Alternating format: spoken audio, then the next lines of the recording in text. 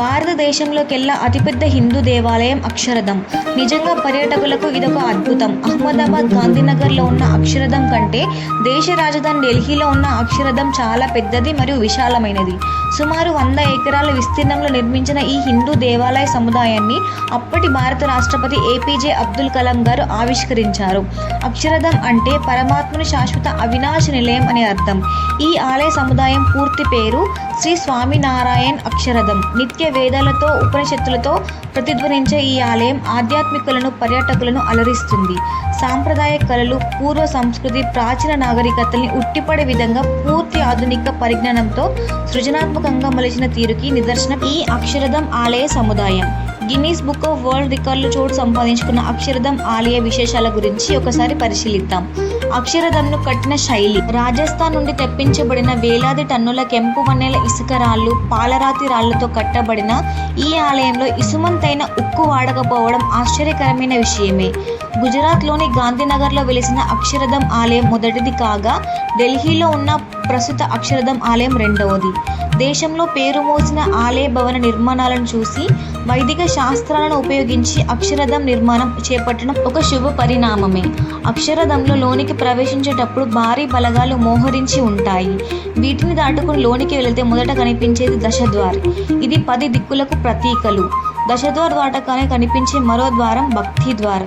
అత్యంత సుందరంగా చెక్కబడిన శివపార్వతులు, లక్ష్మీ, విష్ణువు, బ్రహ్మ, సరస్వతి, రాముడు, సీత 208 వరకు దేవతల జంట విగ్రహాలు ఉన్న పెద్ద ద్వారం స్వాగతం పలుకుతుంది. మీకు చూడడానికి ఈ విగ్రహాలు చిన్నవిగానే కనిపిస్తాయి, కానీ ఒక్కసారి భక్తితో చూస్తే మాత్రం జీవకళ ఉట్టిపడే విధంగా అగుపిస్తాయి. భక్తి ద్వార్ దాటగానే వెంటనే మనకు కనిపించే మరో ద్వారం మయూర ద్వారం. దాదాపు 869 నెమళ్ళు నాట్యం చేస్తున్నట్లు అందంగా ఆలయ స్తంభాల మీద చెక్కిన తీరుకి శిల్పి పనితనాన్ని మెచ్చుకోక తప్పదు. ఈ 3 ద్వారాలను దాటగానే సువిశాలమైన ప్రాంగణంలో అద్భుతంగా కనిపించే అక్షరధామ్ కనిపిస్తుంది. ఈ నిర్మాణాన్ని సరిగ్గా ప్రాంగణం మధ్య భాగంలోనే నిర్మించారు. తెల్లని గులాబీ పాలరాతితో కట్టిన 141 అడుగుల ఎత్తైన ఆలయాన్ని చూస్తే ఎవ్వరైనా నివ్వరపోక తప్పదు. ఈ ఆలయంలో ఎన్నో వేల శిల్పాలు, కళాత్మకమైన స్తంభాలు అందంగా తీర్చిదిద్దారు. ఆలయం చుట్టూ భారతీయ మహాపురుషులు, యోగులు, ఋషులు, దేవతామూర్తులు ఇలా ఒకటేమిటి అన్ని కళ్ళ ముందర కనిపిస్తుంటే ఏమని చెప్పాలి. ఇలా చుట్టూ చూసుకుంటూ ఆలయం లోపలికి వెళ్ళగానే కనిపించే మరో అద్భుత ఘట్టం బంగారు తాపడంతో చేయబడిన 11 అడుగుల స్వామి నారాయణ్ పంచలోహ విగ్రహం. ఆలయం బయట శిల్ప సంపద ఒక ఎత్తు అయితే లోపల ఉన్న శిల్ప సంపద మరో ఎత్తు. ఆలయంలో దేవుని దర్శనం అయిపోగానే నేరుగా బయటకి వెళ్ళవలసిన అవసరం లేదు.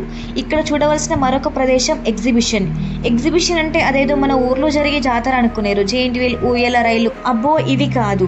ఇక్కడ ఎగ్జిబిషన్లో చూడవలసినవి సహజానంద దర్శన్, నీలకంఠ దర్శన్, సంస్కృతి విహార్. సహజానంద దర్శన్లో ముందుగా స్వామి నారాయణ్ గురించి, అక్షరధామ్ గురించి లఘు చిత్రాలు చూపించి మట్టి బొమ్మలతో రోబోటిక్స్ లాంటి సాంకేతిక పరిజ్ఞానాన్ని ఉపయోగించి స్వామి నారాయణ్ జీవితాన్ని ప్రదర్శిస్తారు. నీలకంఠ దర్శన్లో 45 నిమిషాల చిత్రాన్ని ఐమాక్స్ థియేటర్లో ప్రదర్శిస్తారు. బాల్య దశ నుండి స్వామి నారాయణ్గా ఎదిగిన తీరు, ఆయన పడిన కష్టాలు, ఎదుర్కొన్న సవాళ్లు కళ్లకు అద్దినట్లు చూపిస్తారు. సంస్కృతి విహార్లో భారతీయ సంస్కృతిని, చరిత్రని, గొప్పతనాన్ని, మేధస్సుని, నాగరికతని పావుగంట సేపు ప్రదర్శిస్తారు. అందమైన మట్టి బొమ్మలని ఉపయోగించి దేశ సంస్కృతిని ప్రదర్శించే తీరు చూసే వాళ్ళని ఆకట్టుకుంటుంది. అక్షరధామ్ సాయంత్రం వేళ దీపాల వెలుగులో బంగారు వర్ణకాంతితో మెరుస్తూ ఉంటుంది. మొత్తం దీపాలన్నీ వెలిగించగానే యజ్ఞపురుష్ కుండ్ అనే మ్యూజికల్ ఫౌంటైన్ మొదలవుతుంది. కేవలం భారతీయ సాంప్రదాయ సంగీతంతో నాట్యమాడే యజ్ఞపురుష్ కుండ్ని తప్పక చూడాలి. దీనికి టికెట్ ఉంటుంది. టికెట్ తీసుకుని లోపలికి వెళ్ళగానే ఆ సాంప్రదాయ సంగీతం వింటుంటే చెవుల్లో పన్నీరు పోసినట్లు ఉంటుంది. Thank you so much for watching this video అండి. Please do like, share and subscribe my channel. Thank you so much.